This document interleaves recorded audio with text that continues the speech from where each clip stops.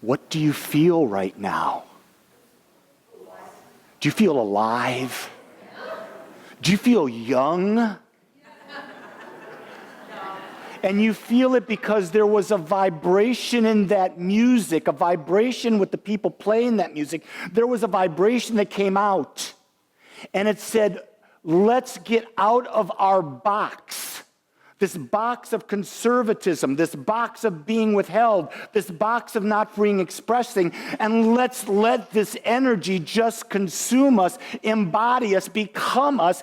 And when we feel that energy, we feel alive. Isn't this what life is about? Life is not about being quiet. Life is not about being a little good Samaritan following all the rules. Life is about being unique and expressing oneself at the highest level possible. And when we do that, we are alive. There is no depression. There is no anxiety. There is no boredom. There's none of that. It does not exist because we're alive doing what we love. Could you tell the band loves what they do? I bet they wouldn't want to get up here and do this talk. But I do. Because this is what makes me alive, because I can't do this. And to hear me sing would scare you. So we're going to talk about today, we're going to continue our series on living the science of mind, heart-centered living. Because we in society have become too head-centered living. Do you get that?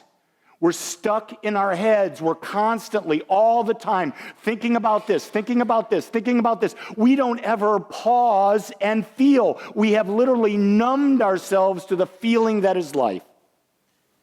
We've actually numbed ourselves to life in its complexity completely. We're not living anymore. All we're doing is mental masturbation. Isn't that what it is? Over and over. She loved that. Can't you tell? Ooh, the word, that M word gets her going every time.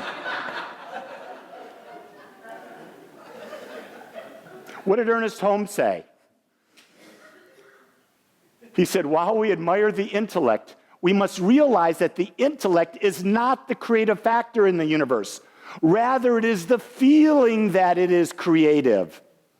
So many people come into this movement. You all have watched the movie The Secret, most of you. You've heard about this law of attraction. Think it, put it out there. Your wish is my command.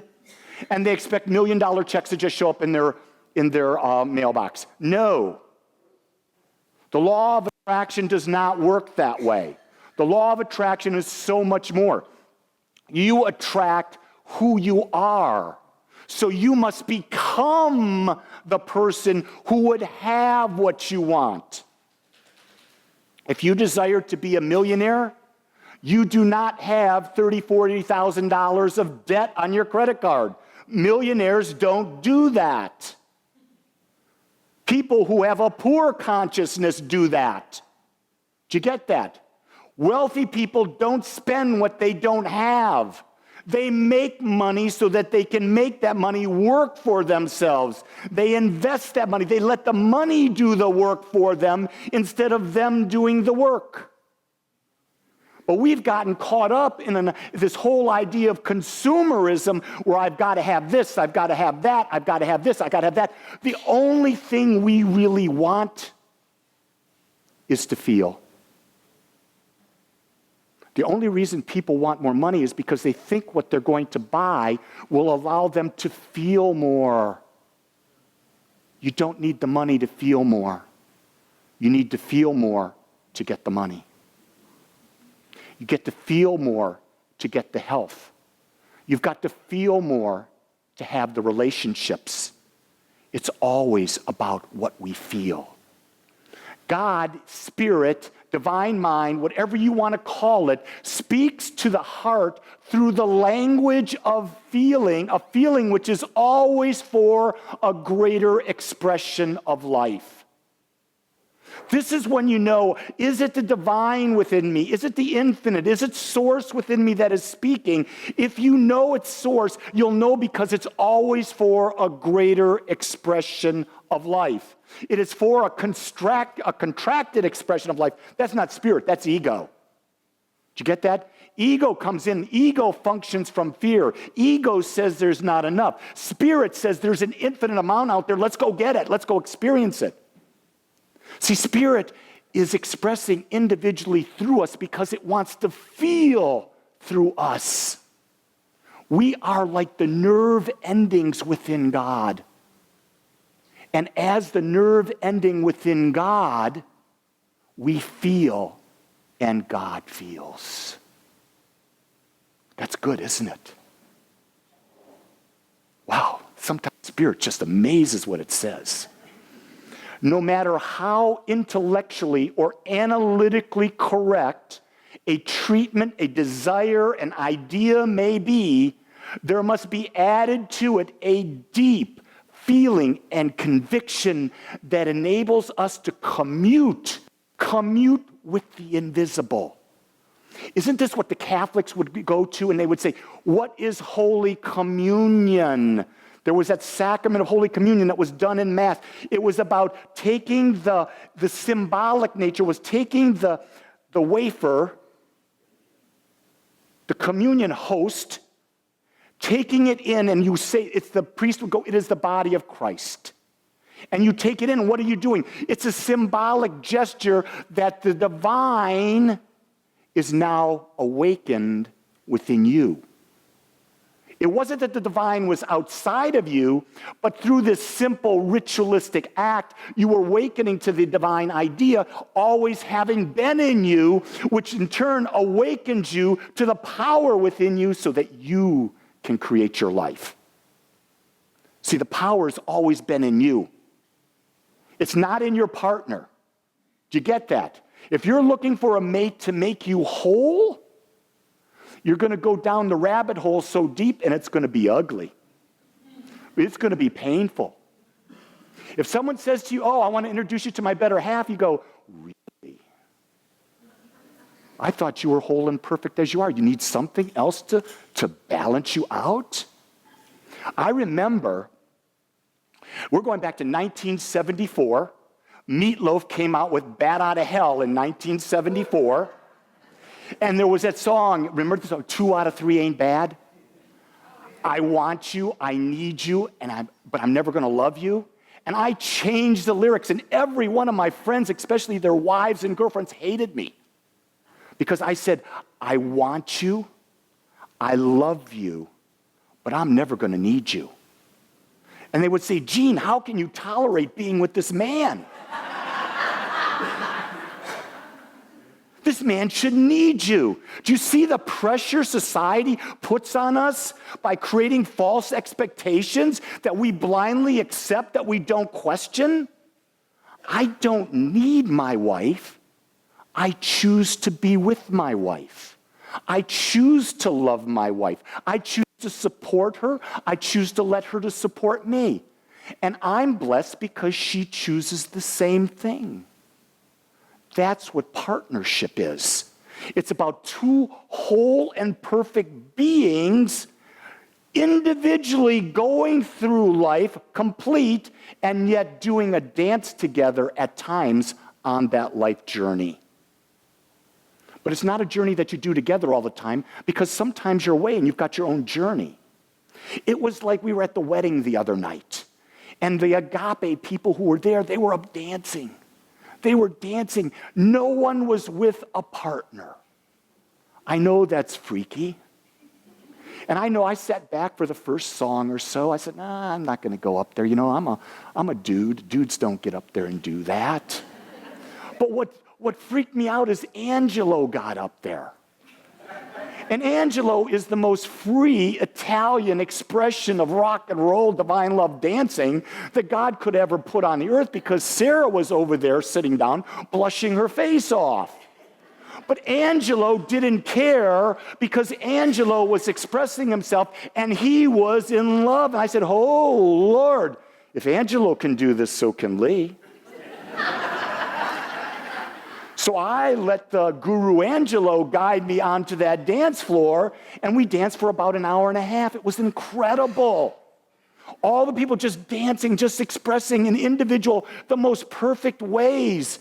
It wasn't about looking good for others. It wasn't about being with someone on the dance floor. It was about you being present, fully present on the dance floor. Did you just hear what I said? It's about you being present, aware on the dance floor. So any aspect of your life that you're living, you want to be aware that you're there, because the whole life that we have in front of us is a dance floor. And when we're present, we enjoy it. When we're not present, it's not pretty. That's when all the fear, all the ego, everything comes into play. The key to effectively using the creative process is a balanced approach where the intellect gives definite form to the feeling. Unless the feeling is there, however, the intellect will merely provide an empty mold. Isn't that good? That's pure Ernest Holmes right there. The intellect alone provides a mold. It's empty. The juice comes from when we put the feeling in. And the feeling we put in is not only as we're thinking the thoughts, not only as we are speaking the words, but it's as we're doing the actions as well. So it's always about aligning thoughts, words, actions, and feelings toward a specific desired end result, and we must do that on a persistent and consistent basis. It's not that we do this work for 10 minutes, a half hour. No, we become the man or the woman who thinks, feels, speaks, and acts in the direction of what we want, period. Anyone who comes in the way to stop us from doing that, they are an obstacle to our joy. And this is where, this is really big, this is where we've got to learn to say no. This is the single most important word in identifying how to be a better self-loving person. It is to say no. You say no to anyone taking you off your chosen course. You say no to anyone telling you that your dreams are not real. You say no that you have to believe the way they want to believe in order to go to heaven. Get back, Jack. Heaven is not a place. Can we get to that?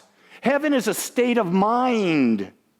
And we get to it when we're aligned with what we desire, when we're aligned with our passion, with our inspiration. We're aligned with what we love to do, and we've got everything moving in that direction. We're in heaven. I'm in heaven right now.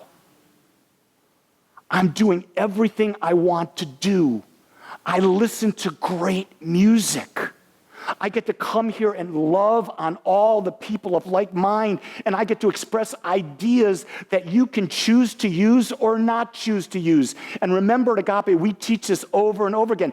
Do not believe anything I tell you until you prove it for yourself. If you have not proven it for yourself, it's, again, mental masturbation. Go ahead, giggle. She learned how to withhold. It's important to understand you have a vision. You have a dream. It's your job to live it. Our job is to consciously think and to consciously feel. When we align these two and they become as one, the creative process will demonstrate exactly and instantly. It's when they're finally aligned, not while they're aligning, but when they align, the feelings and the actions, the thoughts and the words, demonstration. And when a demonstration happens, you go, oh, it's here. It's not like it's a surprise. If a demonstration is a surprise, then it's going to be short term because you haven't become the person that would hold on to it. This happens with illness a lot. I've watched and worked with people with cancer, and they've healed from cancer, only to 6 months later have it come back. Why? They haven't done enough work to change their mental image of their body being in a state of homeostasis. You see, the body is responding to the mental image that we hold within it. So we've got to constantly be holding the image of our body, the image of our relationships, the image of our wealth, the image of our dream. We're constantly holding that, and we do not have time for anything else. Time is only on your side when you're doing what you love. I don't know if the Rolling Stones meant that, but I'm putting that out there for Mick to pick up on. Time is on your side when you're doing what you love. When you're not doing what you love, then time is against you. I don't have enough time. You're worried about time. Oh my God, how am I going to get that done? That's because you're doing things you don't love.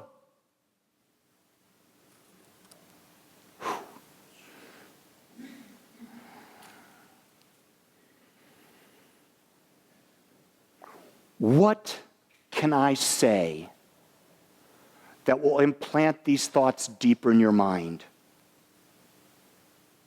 Nothing. I have absolutely zero power to change your mind. I have zero power to influence you. What happens here is an energy was sent. Some of you received the energy in many, many different ways. The question I'm going to ask you is, what are you going to do with what you heard? What is it that's in your heart that is desiring to come forth, to express, and to be? And the only person that knows what's in your heart is you. You are the power. You are the thoughts.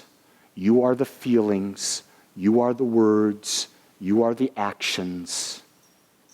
Now that you know that, what are you going to do with it? Let's pray. I want to thank you for joining us today. I'm so grateful that you took your time to watch or listen to this message. If you found this message beneficial, I would ask that you go to our website, agapecsl.com. Once there, click on the donate button and experience the joy of conscious and purposeful giving. Or if you would like, text your gift by simply dialing 972-532-6976. It is through your gifts that we are able to bring this message to you in the world. I would ask that if you like this message, to please subscribe to my YouTube channel under my name, Lee Wolak. Again, I want to thank you for joining me in the Agape community as we learn how to better self-love through conscious living.